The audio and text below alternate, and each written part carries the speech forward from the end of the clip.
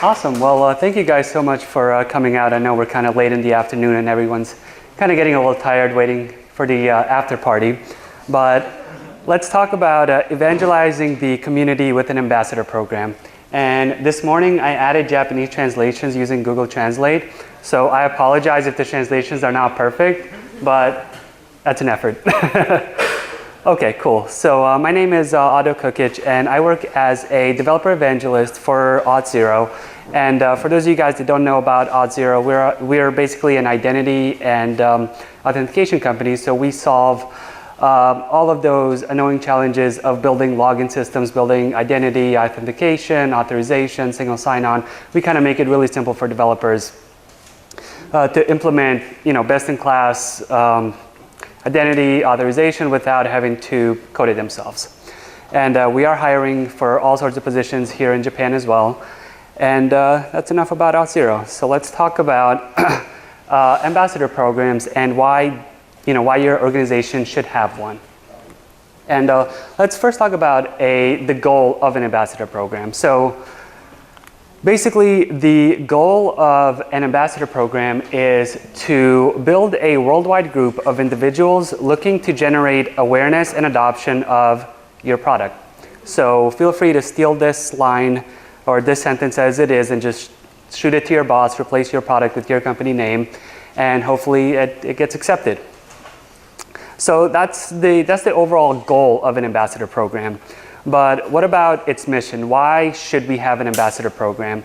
And this is really for the individuals that are going to be considering joining your program. So why should somebody, become an ambassador, whether it's an Auth0 ambassador or an Algolia ambassador or any, SaaS platform ambassador? And for us, when we looked at, creating the Auth0 ambassador program, we looked at what we were trying to do and, what we thought was really important. So our mission statement for the Auth0 Ambassador Program is helping the developer community make the internet safer. So now we have a goal of a goal for the Ambassador Program of raising awareness of our brand, of our organization, of what we're trying to do. And we also have a mission of what we aim the Ambassador Program to achieve. So let's get into the question that our management team is going to ask us right off the bat, and that's going to be why? Why do we need this? You have a good pitch, but why? Why should we fund this? Why should we invest money into it? And I spent a lot of time thinking about this and trying to apply it back to our organization, like why we needed it, but I wanted to make it more general. So I have just 3 reasons why you should consider implementing an ambassador program within your organization. So the first one is scale. And what I mean by scale is reaching more developers more often. So on the right, this lovely GIF here is my travel schedule over the last probably couple months. And so yeah, I do a lot of events all over the world, and it's fun, but I don't get to really interact with that community besides going to a meetup or going to a conference. I'm there for a few days and then I fly out and rarely get the chance to go back in a 3-month or a 6-month period. So being able to scale your operations, being able to do more events, more meetups, more conferences more often is one of the biggest benefits. The next benefit is influence. And what I mean by that is you're going to establish your organization as a thought leader in whatever industry you're in. So we're in the identity space. So our ambassadors are kind of thought leaders on how you should implement identity, how you should think about authentication, authorization, and all of those good things. And it really helps to have people who are passionate about your product enough to say, hey, I want to be part of your ambassador program. I want to, I trust in your message. I believe in your message. And I want to help spread the word, spread your word. So that's the influence aspect. And then finally, access. And this is perhaps the most important one personally. And what I mean by access is you get to capture the pulse of local communities. And this is really powerful because, like I said earlier, I do travel a lot, and we're a very small team at Auth0, and most dev evangelists, most dev advocate people that I've talked to, their teams are very small, usually less than 5 people, often less than 10, and very rarely over that number. So having ambassadors kind of fill in those gaps in various locations across the world really allows you to get a better understanding of the developer communities around the world. And this image here is so this image here is where we have Auth0 ambassadors, and we currently have them in over 20 countries. So, you know, our ambassadors here in Japan or in Australia know the community way better than I ever will. They know the customs, they know the culture, they know the companies, so they can be of a lot more effect and be, you know, their word is much more impactful than mine is, coming from the desert town of Las Vegas. So that's why we, actually let's look at the slide. So why you need an ambassador program in your organization and why it's a good idea. 1, scale. 2, influence. And then 3, access. And if you want to remember these easily, just think of the pop star Sia. So there we go. So now let's talk about how we're going to get to building an ambassador program and deploying it to, you know, within our organization. And we'll do this in 5 easy steps. Step 1, you have an awesome product or service, and if you're here in this room, you're likely already here. You have a DevRel team, you have an API or a service that's solving a real problem. So everybody in this room should be really good on step 1. Step 2, you likely already have fans that are talking about your product all across the world. You know, they're fans of it, they're using it, and you know, they're contributing their time, their effort for free to talk about your product and help other developers learn about it and use it. And I did a quick Twitter search, just putting in Auth0 and Meetup, and filtered out all of our, you know, employees, all of our official social media channels, and easily found 4 posts. So, you know, this guy Alexis joined me in Dallas.js this month as we discussed implementing Auth0. Phoenix JavaScript talking about having over 100 RSVPs for Auth0. Chilling with Auth0 at the Angular meetup in NG, Nigeria. And then building blogs, Surge, Auth0, Reindex, GraphQL, Algolia, and a nice talk by Willil at the Front End Finland meetup. So all of these events were not organized by us, were not sanctioned by us, but were just random developers out there who found our product, you know, really loved it. They wanted to evangelize it for us, and they're hosting meetups, they're hosting events, and just talking about it. So you already have fans, and you know, just put your company name in, add Meetup to it, and I'm sure you'll find a good number of people evangelizing your product for free. So step 3 is to reach out to your fans and find ways to empower them. So this is where we get to the step of actually formalizing an ambassador program and saying, hey, you know, we have a great product, we have people who are passionate about our product, so let's put the 2 and 2 together, let's bring these individuals into our organization and teach them more about our product, give them resources that they might not have just, you know, reading our docs or reading our blog. And let's find ways that we can help them, help educate them, and give them additional opportunities. So that's step 3. And then step 4 is to define structure and a guide for your ambassadors. And this is really important because if you don't do this, then your ambassador program is just going to wither away and die. So when we talk about defining structure and guidance for our ambassadors, it's really defining what we want our ambassadors to do when they join our program. And I think of this in 2 ways. One is, do we want them to contribute in live events, so meetups, conferences, workshops? Do we want to get them out there at different cities, at, you know, it might be their own local city, but do we want them out there speaking on our behalf? Or do we want them to contribute blog posts, video tutorials, webinars, and have a more like online strategy? And there are pros and cons to both. The offline strategy of having them go to meetups and conferences is a little bit riskier because you're typically not going to have a representative, a full-time representative of your company at these events, making sure that, you know, the ambassadors are talking about your company in the best light, or they're, you know, covering everything as a full-time employee would. So you really have to put a lot of trust in your ambassadors. where, if you have them write blog posts or video tutorials, you kind of get to review that content ahead of time, you get to preview it, you get to work with them on editing it. But at Auth0, we actually embrace both of these. So we sponsor a bunch of meetups, we sponsor our ambassadors to go to different conferences, but we also encourage them to write blog posts for our official blog, video tutorials, webinars, and we help out in any way that we can. And then finally, step 5 is to continuously nurture your ambassadors and have them become a bigger part of your company. And I know that might be kind of a corny thing to say, so I have this gif of corn. But this is really important because your ambassadors are your biggest fans. And if you treat them well, if you give them additional resources, then they're going to bring in more ambassadors to your organizations who are going to have a domino effect of more people joining your cause, more people contributing to your organization. And it's just going to help raise your brand awareness and establish you further as a thought leader and as a leader in your respective space.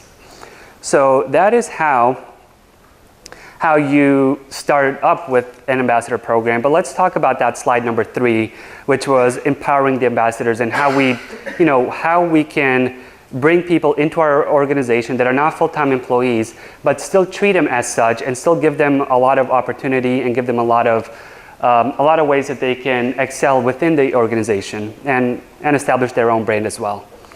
So the low-hanging fruit, the easiest thing to do is to have exclusive swag for the ambassadors. And we do this with the Auth0 ambassador program, where we have t-shirts, stickers, tote bags, all sorts of different unique swag that is exclusive to the ambassador program, exclusive to our ambassadors. And we built this theme around an astronaut, and basically, we have this space theme for the ambassador program, which is not at all related to our actual marketing branding of the Auth0 platform, but the ambassador program, we see it as kind of its own thing, right? So we have a lot of liberty here to get creative, to do things that we normally wouldn't do through our official channels. We, let the ambassadors kind of go crazy and have fun with it. So swag is one item. The next one, and one that's very important, is training and mentorship. So our ambassadors, they could be students, that are graduating college. They could already be established speakers. They could be, just random fans who are active in the open source community and, really want to contribute to your product. So the way that we look at training and mentorship is that we have a 2-track approach. So we have a soft skills as well as a technical skills training track that's available for all ambassadors that join the program. So with soft skills, here we really focus on having the ambassadors, having the individuals that join the program become better at developer relations. So here we have a training session every 2 to 3 weeks where we'll talk about how to prepare a CFP, how to write a really good abstract, do reviews on slide decks, how to prepare a really good presentation, how to give a good presentation, and so on and so forth. So those are really soft skills that are related to DevRel. And then we have our technical skills training session, which is more focused on our core, basically our core competencies, which are authentication, security, and identity. And even with these, we don't keep them exclusively Auth0 specific. We cover a lot of security aspects such as JSON Web Tokens, how they work, OpenID Connect, OAuth 2.0, and like single sign-on scenarios. So we talk a lot about identity in general, and occasionally we'll have a session that's specific to Auth0, like specific to one feature that we offer that we would want the ambassadors to learn more about. But we typically try to keep it very broad and applicable not just to Auth0, but any technology stack and anything like that. So that's training and mentorship. The third thing that we provide as part of the ambassador program is access. And when it comes to access, we do this in 3 ways as well. So one, early access to beta software. So we allow our ambassadors the ability to beta test our software. So new features that we're thinking of rolling out, we'll give first access to ambassadors, and they can give us feedback. They can give us tell us what they liked, what they didn't like, find any bugs, and so on and so forth. The next one is we give them access to our engineering team and our security experts therein. And this is really cool because, you know, ambassadors, they might be running their own companies, they might be working for organizations that are implementing, you know, everybody needs identity. So being able to talk to our security experts and get some guidance around, you know, best practices and stuff like that is really powerful for the ambassadors that join the program, because they have a helping hand and they kind of feel as like they're part of the company.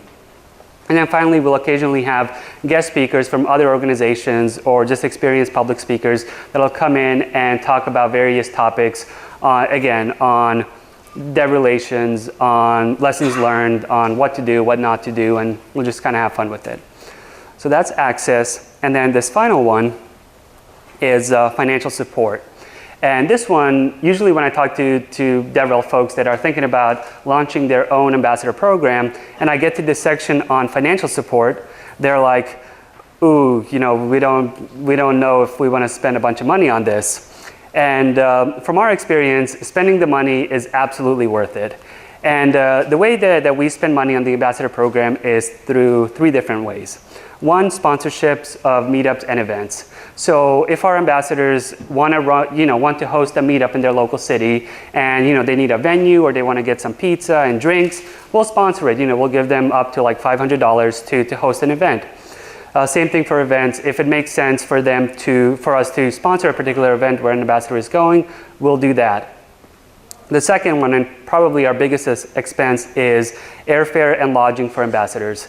So ambassadors that get accepted to speak at conferences or meetups outside of their home city, typically, you know, they have to get a flight, they have to get a train, and these things add up. And a lot of conferences, they don't have the ability to sponsor all of their speakers. So if that situation arises where an ambassador gets accepted to speak at a conference, but the conference organizers, they don't have the funding to basically, you know, book their travel or hotel, we'll take care of that for them. So we'll invest in them, pay for their hotel, pay for their airfare so that they can go and speak at the conference.